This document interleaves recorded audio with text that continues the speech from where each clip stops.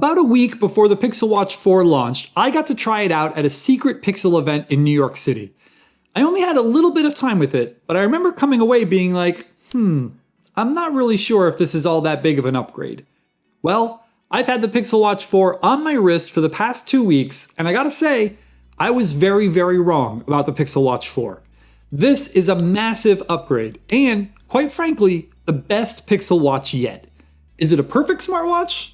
Well, I'll get to that. First, let me start by saying that it would be easy to think that there's not much new about the Pixel Watch 4 because it looks just like the Pixel Watch 3, and Pixel Watch 2, and Pixel Watch 1. Despite how much it seems like nothing has changed, there are actually quite a few very important design differences.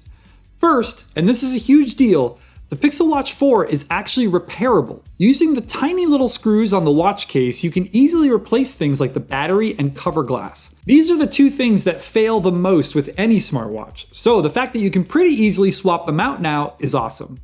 With all previous Pixel Watches, you essentially could only replace it with an entirely new watch, which was problematic for many reasons.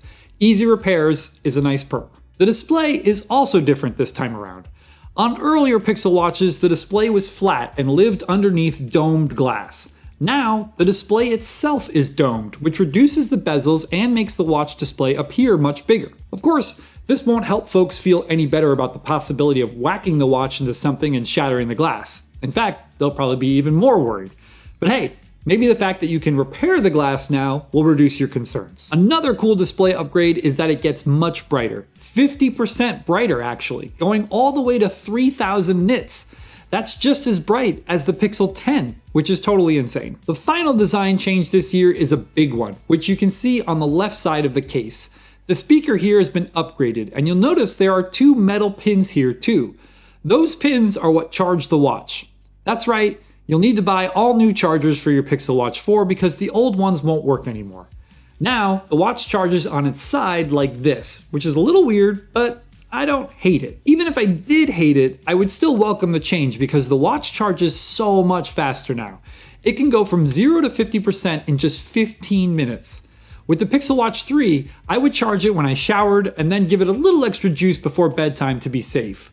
With the Pixel Watch 4, I found that charging while I take a shower is all I need. Oftentimes, I'll put it on the charger before I get in the shower, and by the time I'm leaving the bathroom, it's at 100% already. Even if you don't charge it every day, this can easily be a 3-day watch. In fact, I tried this out and made it from Friday morning to Sunday night on one charge. You don't need to jump through a million hoops to get that either. What I do is have my watch automatically set to bedtime mode whenever I put my Pixel 10 Pro on a wireless charger after 9 p.m. That way, when I go to sleep, the screen automatically turns off, haptics are off, and the watch basically becomes inert. But it still tracks my sleep. That saves a lot of battery overnight and enables me to have the always-on display active during the day without worrying that it's draining too much battery. Doing this, I made it through a whole weekend without a charge, making the Pixel Watch 4 perfect for weekend warriors, campers, backpackers, and other folks who don't have time to charge the watch each day. Keep in mind that these stats are for the 45mm version of the Pixel Watch 4. Google didn't send me the smaller 41mm version, so I can't say much about that model, but the larger one is terrific for battery life. I am sure the smaller version has worse battery life though, simply because the battery inside is much smaller. I will note though that both the 45mm and 41mm versions have bigger batteries this year when compared to last, so no matter which one you get, you'll get a battery life boost. Those are the major physical differences this year with the Pixel Watch 4. Honestly, the new display, faster charging, longer battery life, and repairability would be more than enough for me to recommend this watch. But I haven't even touched on my actual favorite features yet. Before I get into those though, I just want to give a quick shout out to everyone who's subscribed to my channel so far. This channel is only a few months old, and to have so many subscribers already is so amazing. If you're watching this and not subscribed yet, it would mean a lot to me if you liked this video and subscribed, as little things like that make a huge difference for growing channels like this one.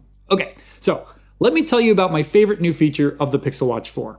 Honestly, this is a real game changer that has totally changed how I use a smartwatch. So, on all previous Pixel Watches, there are 2 ways to use Google Assistant or Gemini. Long press the side button to pull up the prompt, or have the Hey G feature active.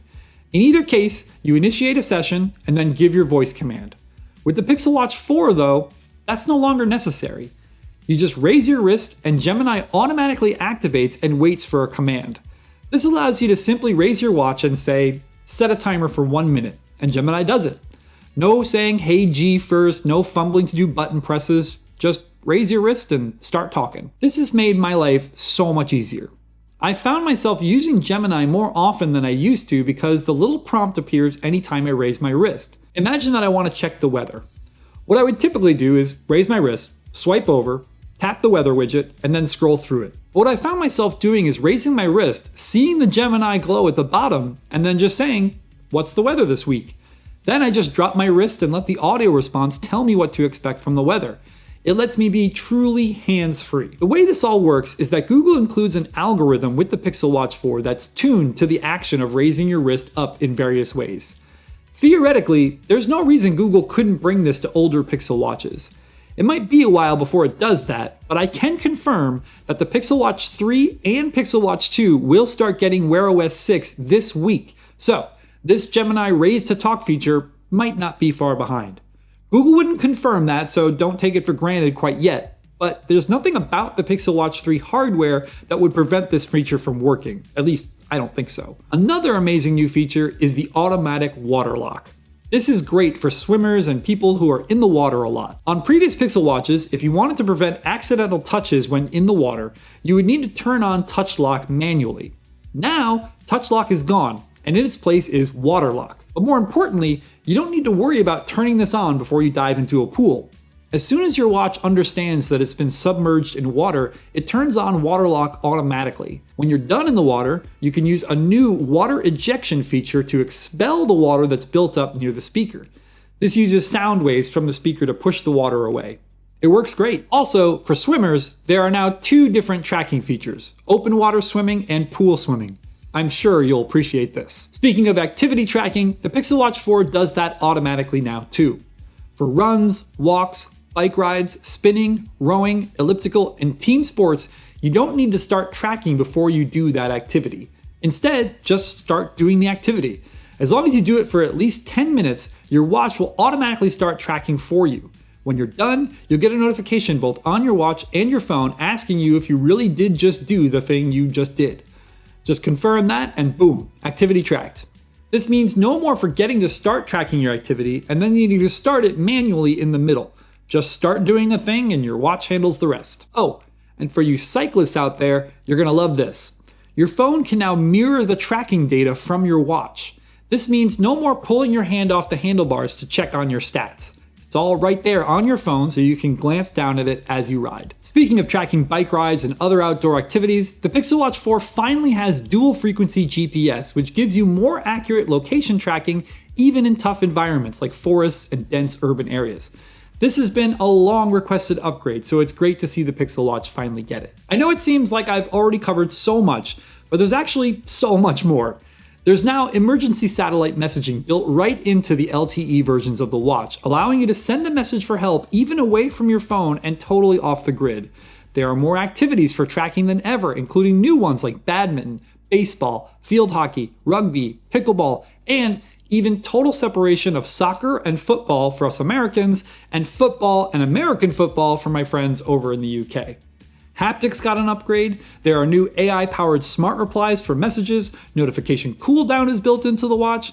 Seriously, it's a lot. So I've now told you why I was so wrong about the Pixel Watch 4.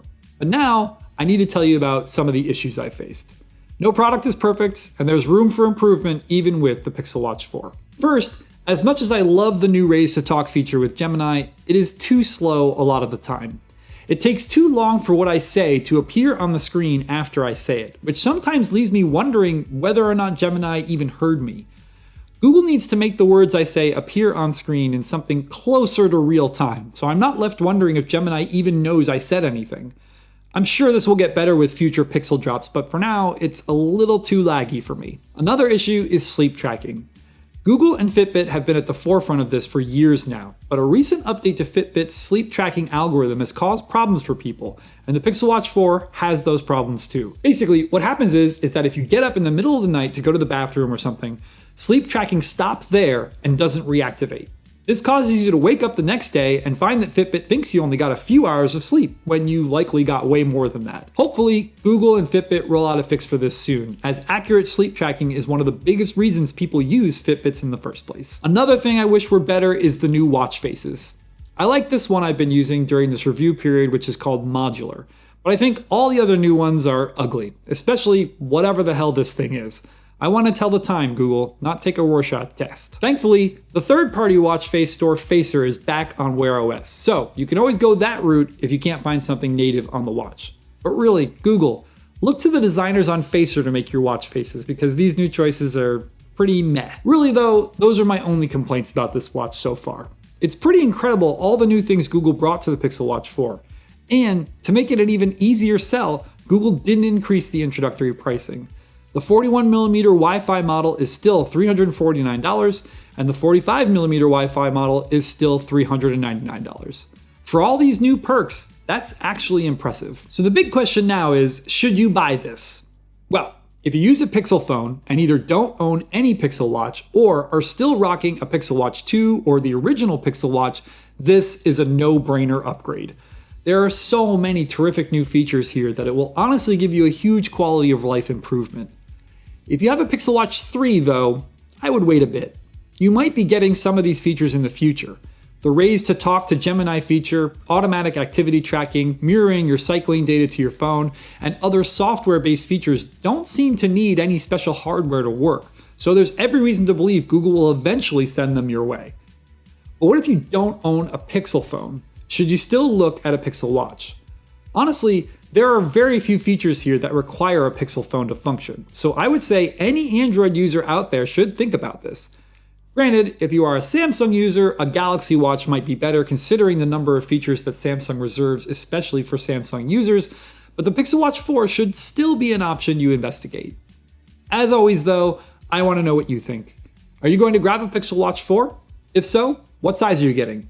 Let me know down in the comments. And if you want to check out another of my videos, give this one a watch, where I go over what it was like downgrading from the Pixel 10 Pro to the Pixel 10. Don't forget to subscribe before you head off. I'll see you all down in the comments.